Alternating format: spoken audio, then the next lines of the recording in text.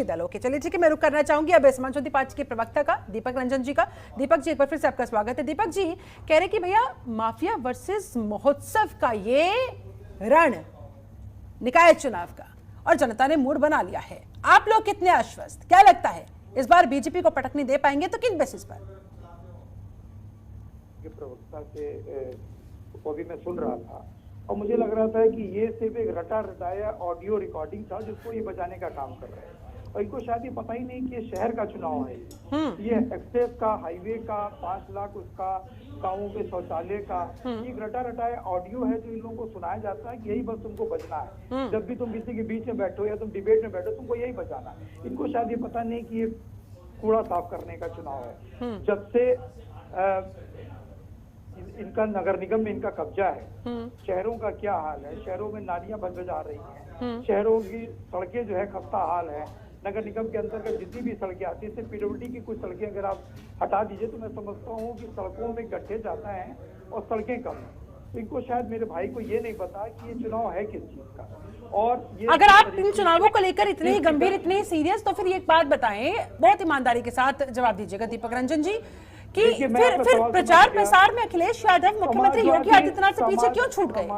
इन मुद्दों को पहुंचाते ना जनता के बीच। समाजवादी पार्टी का एक एक कार्यकर्ता अपने आप को अखिलेश यादव मान करके चुनाव प्रचार में था। एक एक कार्यकर्ता अपने आप को आदरणीय मुलायम सिंह यादव जी मान करके चुनाव प्रचार में था और एक एक समाजवादी पार्टी का कार्यकर्ता जो है अपने आप को प्रत्याशी मान करके चुनाव में था। हम लोग खुद प्रत्याशी मान करके चुनाव में थे। अच्छा, इन्होंने कोई काम तो किया नहीं कि अच्छा। काम जो है कोई काम करने, इनके पास समय है काम करने का, लेकिन इनके पास इतना खाली समय है कि ये जो है देश के विकास के कामों को छोड़ करके हेलीकॉप्टर का दौरा करके, यात्राओं के गाड़ियों के माध्यम से जाकर के यात्रा करके, इनके सारे मंत्री, इनके सारे जितने भी इनके मुख्यमंत्री हैं, सारे लोग लगे हुए थे चुनाव में। लेकिन हम समाजवादी पार्टी का एक एक कार्यकर्ता जो है वो अपने आप को अखिलेश यादव मान करके चुनाव प्रचार में जुटा हुआ था और इस चुनाव में, शहर के चुनाव में कमल का जो भारतीय जनता पार्टी का जो कमल है पूरी तरीके से मुरझा गया। अच्छा। और उत्तर प्रदेश की जनता जो है, शहर की जनता जो है वो समाजवादी पार्टी के द्वारा किए हुए कामों को तरजीह दे रही है और पूरे प्रदेश में साइकिल दौड़ाने का काम कर रहे हैं। सर, समझ रहे हैं आप इस बात को कि इन निकाय चुनावों के नतीजे किस हद तक लोकसभा चुनाव पर असर डालेंगे? क्योंकि 80 लोकसभा सीटें, जिनमें से 50 सीटें शहरी क्षेत्र की, वहां पर काफी हद तक इम्पैक्ट पड़ने वाला है इन चुनावों के नतीजों का।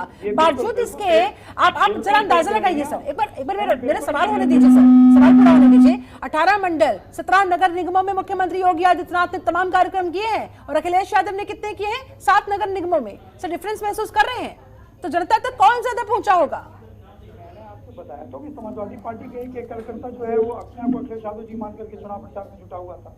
अच्छा। एक एक कार्यकर्ता लगा हुआ था चुनाव प्रचार में। अच्छा, इनके पास बताने के लिए तो कुछ है नहीं। पिछले कई वर्षों से इनका नगर निगम में कब्जा है। नगर निगम में किस तरीके से भ्रष्टाचार व्याप्त है।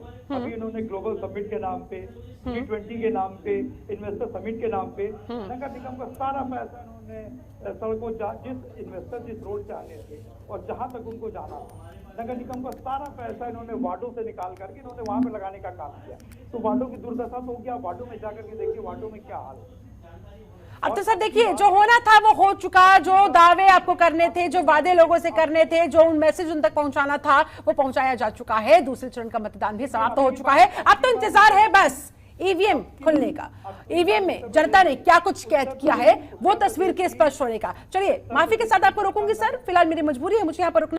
दीपक रंजन भी हमारे साथ जुड़े हुए हैं, समाजवादी पार्टी के प्रवक्ता। दीपक जी देखिए, हिंदू प्लस पसमानदा मुसलमान का दांव कहीं समाजवादी पार्टी के मुस्लिम प्लस यादव प्लस दलित प्लस ब्राह्मण का आप लोगों के दांव इस पर भारी ना पड़ जाए, ये डिवाइड ना हो जाए, नुकसान ना हो जाए आप लोगों का। समाजवादी पार्टी सभी जातियों का, सभी धर्मों का सम्मान करती है। समाजवादी पार्टी तुष्टिकरण की राजनीति करती है। अभी हमारे भाई कौशल भाई कह रहे थे, बनारस का उल्लेख कर रहे थे, तो क्या बनारस क्यों? आज मतदान, मैं जवानी नहीं बोल रहा हूँ, मैं बीच में मंत्रालय के इंडेक्स की जवाब दे सकते हो। ठीक है, खराब आ रहा है, बहुत इको आ रही है। अच्छा, आप बताओ, क्या बनारस क्यूटो बन गया? आपके देश के प्रधानमंत्री जी ने कहा था, नरेंद्र मोदी जी ने कहा था कि हम बनारस को क्यूटो बना देंगे। क्या बनारस क्यूटो बन गया? जवाब दे दूं अभी? बोलिए, नहीं, टू द पॉइंट, आप- बोलिए आप- बोलिए, टू द पॉइंट, जल्दी से आप सुन लीजिए, सुन लेते आप हैं। बोल देखिए, रहे सिर्फ हैं, आरोप लगाकर भाग जाने से काम नहीं चलेगा ना। कोई- दीपक रंजन जी जवाब दीजिए, टू द पॉइंट। एक आ रही हूँ, उसके बाद मैं आपको समय दे रही हूँ ना, पूरा पूरा समय दे रही हूँ। कौशल किशोर, क्या बनारस क्यों बना दिया गया है? आप ये समझिए, क्वेटे कोई एक लड्डू नहीं है जो मिठाई की दुकान से खरीद के लाए रख दिया गया। तो क्या सिर्फ हर चुनाव में क्वेटो खिलाने बनने के लिए है? सतत प्रक्रिया है, कंटिन्यूअस डेवलपमेंट है, एक दिन में सफाई नहीं होगी। जिस तरीके से इंडेक्स में बनारस को क्लीनेस्ट गैंगेस्ट सिटी का अवार्ड मिला है, ये अपने आप में एक एग्जाम्पल है। यानी कि गंगोत्री से शुरू करके वेस्ट बंगाल तक कोई भी शहर ऐसा नहीं है जो बनारस से बेहतर हो। ठीक है, ये दीपक मैं नहीं रंजन कह जी, रहा हूँ, ये दीपक शहरी रंजन जी कह रहे हैं कि भाई ये की रिपोर्ट कह रही है। कंटिन्यूअस प्रोसेस है, it will take time and it is taking time, लेकिन हमारी मंशा सही है, हम काम कर रहे हैं इस दिशा में। 10 साल में उन्होंने किया क्या? 10 साल क्या कम समय होता है क्या? 10 साल आऊंगी प्रदीप तिवारी जी, आऊंगी, आपके पास भी आऊंगी, वन बाय वन। आज मतदान का दिन जो होता है वो लोकतंत्र का सबसे बड़ा पर्व जिसको कहते हैं, हाँ। सबसे बड़ा पर्व मानते हैं।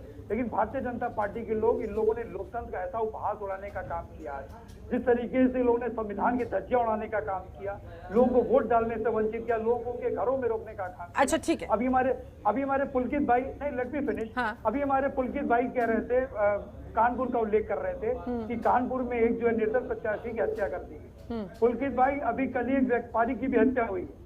लोकतंत्र का सबसे बड़ा पर्व से एक दिन पहले जो है दीपक जी, उसे लूट हुई और दीपक रंजन जी, हत्या होने का जो सवाल मैंने कौशल किशोर जी से पूछा था, माफ कीजिएगा कौशल कांत जी से पूछा, वो सवाल मैं आपसे भी पूछना चाहता हूं।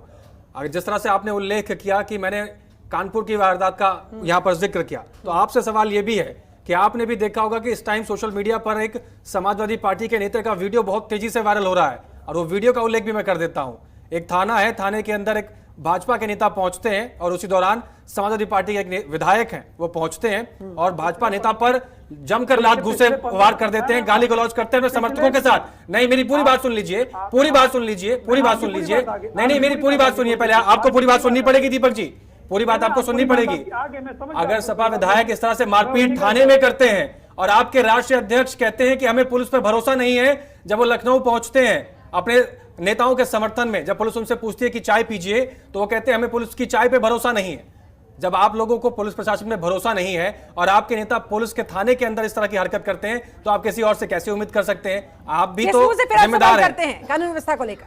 पुलकित जी, आप मेरा जवाब भी ले लो। आप क्या वो संत कबीर नगर वाला जब जूतम रातम सांसद और विधायक के बीच में चला था, वो दृश्य भूल गया हिंदुस्तान? नहीं, वो दृश्य नहीं भूला है, लेकिन आप दूसरे पे लांछन लगाने से पहले अपना दामन तो साफ कीजिए सर। पिछले जिस तरीके से वो आप कह रहे हैं लोकतंत्र का इतना बड़ा त्योहार चल रहा है, उसी लोकतंत्र के त्योहार में तो आपके विधायक भी एग्जाम्पल सेट कर रहे हैं सर। जिस तरीके से पिछले 15 दिनों से जो जनहित का, जनता का नेता, जनता का प्रतिनिधि लोगों के बीच, उनके बीच में जा रहा, थाने पे जाकर एफआईआर दिखाने की बात कर रहा है और उसको टरकाया जा रहा है थाने से। वो सुबह से बैठ करके अगला धरना दे रहा था कि उसकी गुहार, उसकी बात सुनी जाएगी। अच्छा, उसको किस तरीके से बेइज्जत तो किया जा जस्टिफाई कर रहे हैं रहा है। आप? वो फिर इस तरह की हरकत पर उतर आएंगे? और किस तरीके, आप क्यों इसके पहले का वीडियो आपने नहीं देखा? अरे तो दीपक जी, जब शाइस्ता परवीन कानून को को हाथ में लेने का माफिया अधिकार कहा किसको जाता मिल है जाता है तभी फिर? आपको तकलीफ होती है। चलिए, दीपक रंजन जी, जब शाइस्ता जैसी माफियाओं को, अगर माफियाओं का जिक्र कहा जाता है तब भी अखिलेश यादव को तकलीफ होती है। अगर यूपी पुलिस प्रदेश में लॉ ऑर्डर बनाने की कोशिश करती है तो भी आपको तकलीफ होती है। कोई एक स्टैंड तो लीजिए आप लोग। लॉ एंड ऑर्डर नहीं, किस तरह के लॉ एंड ऑर्डर का आप मेंटेन करना चाहते हो? आप बताइए, मेंटेन करना चाहते हो? अगर शाइस्ता ने क्या किया क्या नहीं किया, आप इस चीज को जानते हैं या नहीं जानते? इनकी इंटेलिजेंस, इनका सिस्टम पूरी तरीके से फेल है। पिछले इतने ठीक दिनों है। में शाइस्ता को अभी तक अरेस्ट नहीं अच्छा ठीक है, आपका सिस्टम तो पूरी तरह से एक्टिव है ना, और इसी एक्टिवनेस के साथ आप लोग निकाय सर, चुनाव एक लड़ रहे हैं। stand तो मुझे लीजिए। इतना बता दीजिए, आप पिछली बार एक भी मेयर सीट समाजवादी पार्टी को नहीं मिली थी। इस बार क्या आपका खाता खुलेगा? बात खाता नहीं खुलेगा। आपके पास समाजवादी पार्टी बहुत अच्छा करने जा रही है और अच्छा, अधिक से अधिक संख्या में मेयर पद पे जो है समाजवादी पार्टी का कब्जा होने जा रहा है। लेकिन सर आरोप ये भी लगते हैं आपके ऊपर, आरोप ये भी लगते हैं कि समाजवादी पार्टी और समाजवादी पार्टी के राष्ट्रीय अध्यक्ष अखिलेश यादव चुनाव में उतनी एक्टिव नहीं रहते हैं, चाहे वो विधानसभा चुनाव हो, चाहे नगर निगम के चुनाव हो, चाहे निकाय चुनाव हो। अगर कुछ देर पहले जिक्र भी किया जा रहा था यहाँ पर कि कितनी रैलियां भाजपा द्वारा की गई, कितनी रैलियां समाजवादी पार्टी द्वारा की गई। देखिए, समाजवादी पार्टी के हर जिले में पूर्व कैबिनेट मंत्री, सीनियर लीडरान को जो है वहां पे जिम्मेदारी दी गई। ठीक है सर, लेकिन क्या आप इस चुनाव की इंपॉर्टेंस समझते हैं? इस चुनाव को कहा जा रहा है कि 24 के चुनाव का सेमीफाइनल है ये। ये हम तो शुरू से कह रहे हैं कि ये लोकसभा का इससे पहले का सेमीफाइनल है ये, तो समाजवादी पार्टी का एक एक कार्यकर्ता अपने आप। ठीक है सर, ज्यादा दिन है नहीं, 13 तारीख जल्द ही आकर स्पष्ट हो जाएगा कि भाई आप लोगों ने जो स्ट्रेटेजी बनाई थी, जिस प्लानिंग के साथ आप लोग चल रहे थे और जितनी तैयारी आपने की थी, क्या वो मुकम्मल थी, क्या वो पुख्ता थी? 13 तारीख को नतीजे अपने आप बता देंगे। निश्चित ठीक है, समाजवादी पार्टी का क्या होगा? दीपक रंजन जी, फाइनल कमेंट आपका। प्रदेश की जनता ने मतदान किया है। सपा का क्या होगा? Final comment. इतना कम रहा है, हाँ। उसको देखते हुए लगता है कि 50% से ज्यादा लोगों ने इनको भारतीय जनता पार्टी को नकार दिया। अच्छा, वो इनके उम्मीदों पे खड़ी नहीं उतरी, उन लोगों में बड़ी निराशा है, इससे वो वोट डाले नहीं गए। और रहा सवाल इनके भारतीय जनता पार्टी के 10 लोग वोट डालने से वंचित रहे होंगे, लेकिन समाजवादी पार्टी के हजारों लोग वोट डालने से वंचित रहे, उनको रोका गया, अच्छा। उनको डराया गया, उनको धमकाया गया। अच्छा। मैं यही कहना चाहता हूँ। अभी हमारे मित्र, सर आपका हमारे कॉन्फिडेंस तो अभी से हिला हुआ नजर आ रहा है। हमारे ये आप आड़ ले रहे हैं क्या? ये बहाने लगा रहे हैं क्या?